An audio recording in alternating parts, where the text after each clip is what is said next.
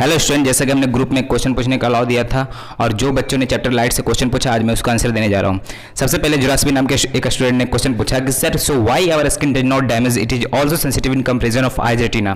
तो मैं बताना चाहता हूँ कि आपकी गलत फहमी है कि हमारा स्किन डैमेज नहीं होता है। हमारा स्किन सन के रे से डैमेज होती है, लेकिन ये आप कम सेंसिटिव ज़्यादा सेंसिटिव के बीच में कंपैरिजन कर सकते हैं, लेकिन आपका यह कहना गलत है कि सन के लाइट रे से हमारा स्किन डैमेज नहीं होती है, क्योंकि सन के लाइट से जो अल्ट्रा वे ए और अल्ट्रा वे बी रे निकलती है, उसकी वजह से हमारे स्किन कैंसर भी होने की संभावना है। वो स्किन को बहुत बड़े रूप में नुकसान पहुंचा सकते हैं। जैसे कि आप गर्मी में आप बहुत लंबे समय तक खड़े रह के देख लो, आपके स्किन में बहुत प्रभाव पड़ेंगे।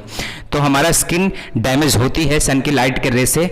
आप बस कंपैरिजन, इसलिए आप कंपैरिजन इस मामले में कर सकते हो कि आई सेंसिटिव ज़्यादा हो सकती है या फिर शरीर का जो स्किन है उसका सेंसिटिव ज़्यादा, तो ये ज़्यादा कम में आप कंपैरिजन कर सकते हो आपस में, लेकिन ये कहना गलत है कि हमारी स्किन डैमेज नहीं होती है।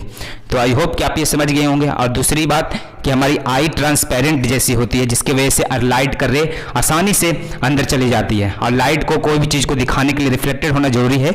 जो आई ट्रांसपेरेंट होने के कारण वो लाइट आसानी से अंदर चली जाती है रेटिना के पास, जो रेटिना को नुकसान पहुंचाती है, वो उसको जला भी सकती है। तो मेरे बच्चों, आई होप इसे समझ गए होंगे।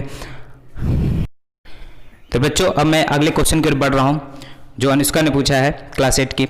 What is the difference between रे एंड बीम ऑफ लाइट? रे और बीम ऑफ लाइट में क्या अंतर है? तो मेरे बच्चों, इसको समझना ज़्यादा मुश्किल नहीं है, क्योंकि मान लिया हमारे जो सन की लाइट का रे है या फिर घर के हमारे टॉर्च की रे है, ये जब निकलती है तो आप जो ये लाइनिंग जो दिखता है, जिससे हम इंडिकेट कर सकते, जो लाइट के रे को इंडिकेट करती है, जैसे कि इस पिक्चर को देखिए, ऊपर में जो लाइनिंग दिख रही है, ये क्या है? इंडिकेट कर रही है रे को। जो इंडिकेट करने वाली लाइनिंग है उसको हम रे कहेंगे।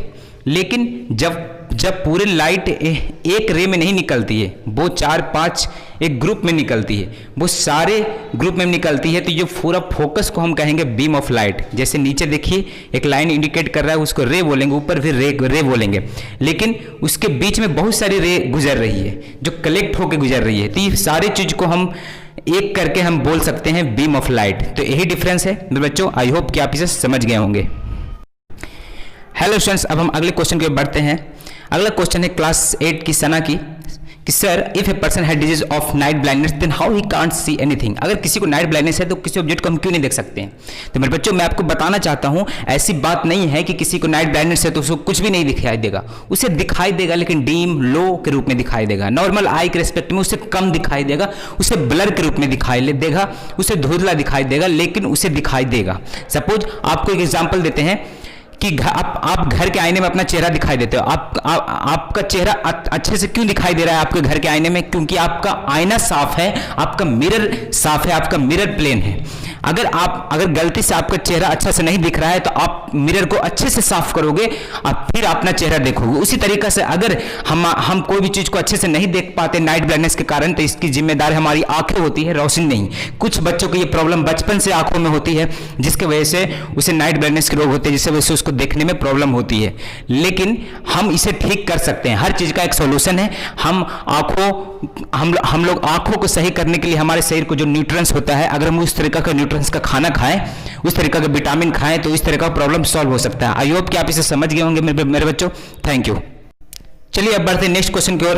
अगला क्वेश्चन है सैजल का, how we can see an object which ray is responsible for it. तो मेरे बच्चों, मैं आपको बताना चाहता हूं, कोई भी ऑब्जेक्ट देखने के लिए रे रिस्पॉन्सिबिलिटी नहीं है, बल्कि रिफ्लेक्शन ऑफ लाइट जरूरी है। जैसे कि आप जैसे कि मैं आपको होमवर्क देता हूं, आप होमवर्क को देख रहे हो, क्यों देख रहे हो? क्योंकि आपके घर में एक लाइट जल रही है। अब वो लाइट पहले आपके होमवर्क कॉपी पर पड़ती है, उसके बाद से वो रोशनी वहां से जो रे निकलती है, वो रे आपकी आंखों की ओर जाती है, तब जाके वो रिफ्लेक्ट कर जाती है। इसी तरीका से आप उसको देख पाते हो। इसलिए यहां पर रे रिस्पॉन्सिबिलिटी नहीं है, यहां पर रिफ्लेक्शन ऑफ लाइट जरूरी है किसी ऑब्जेक्ट को देखने के लिए। आई होप कि आप समझ गए होंगे मेरे बच्चों। Thank you.